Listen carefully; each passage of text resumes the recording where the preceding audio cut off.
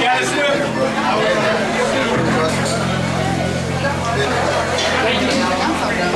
Check it out. I appreciate everybody's patience. Yo, I want y'all to make some noise. Put your check in the car. You know this in the house.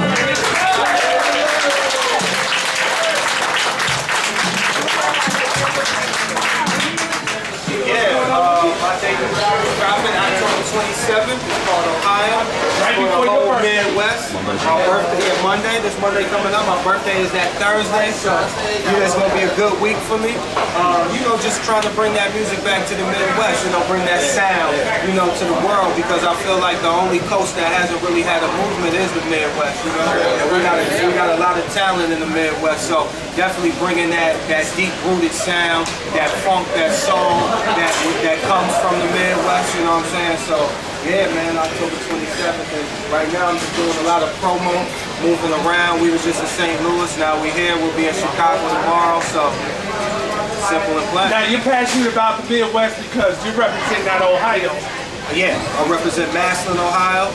I'm from a small town, it's about 45 minutes from Cleveland, 15 minutes from where LeBron is from Akron, so yeah, man, I'm just representing for all the small towns. If anybody have any questions, feel free to ask. Let them know who you are. Man, we appreciate you coming out the door, man, giving us a media tip. Oh yeah, definitely, man. This is home, man. You know what I'm saying? That's what they can't compare you to. Exactly, man. And that's what I'm trying to do. Like I said, I'm from a small town, so I never seen a concert growing up. I never seen an artist growing up. So, it's important for me to touch every city that wants me to touch. I'm gonna be there. You know what I'm saying? If I'm welcomed, I'm there. Any questions, anybody? Tell them about the Always in the Something track. Oh yeah, Always in the Something featuring Ty Dolla $ign.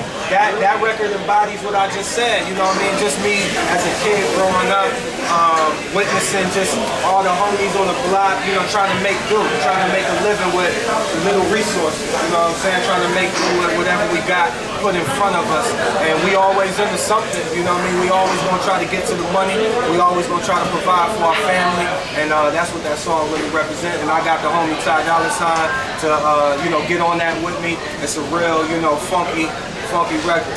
Dope record. Hey, the video's dope too, man. The video just dropped. How did the Maybach situation happen, and what advice would you give to artists? Because I personally invited a lot of artists out to just hear a little bit about how you got involved in the music industry. Okay, with me, I moved to New York. I went to school in New York. I was playing ball at LIU.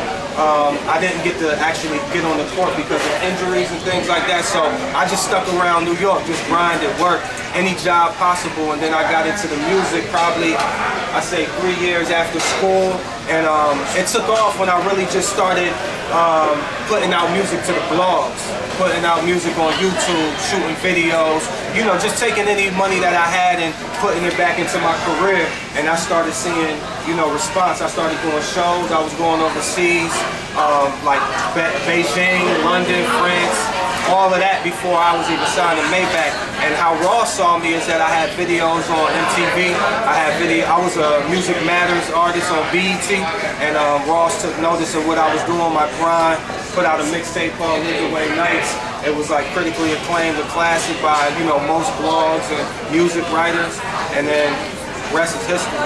Ross gave me a phone call one day. Nice. Like out the blue, just hit my phone.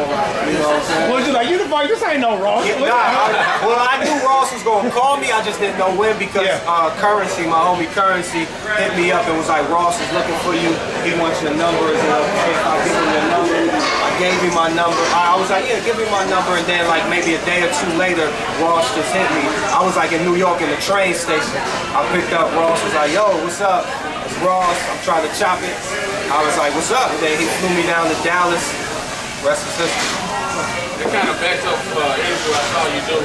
And then the interviewer tried to play you as the underdog of the whole. Oh, yeah. And y'all was got the whole group there, and then he got you last. He was just trying to play as the underdog, and you checked him out the gate like. Yeah, all the time. You know, I've been doing this. I've been in front of 30,000. Yeah. I've been in front of 30,000. I've been overseas. I was overseas before Ross and them was overseas. You know what I'm saying? So, you know, I've been, I just don't. I'm from the Midwest, so I'm a little humble at times, but I've been putting in a lot of work and grind, you know what I mean, to get to where I'm at. What advice, if any, that you have for these artists? Like, how important is it to have a vision? Oh, you hit it right there. The visual is the most important thing. Now, this is a visual world now, you know, with Vine and Instagram, with YouTube, with the blogs, like, it's very important to get your name because the music is, everybody rapping now, everybody singing now, so it's about having that whole package, really putting thought-provoking, visuals that's gonna stick, that's gonna make people want to re-click or come back to it, you know what I'm saying? So visual is the biggest part of the game right now to me.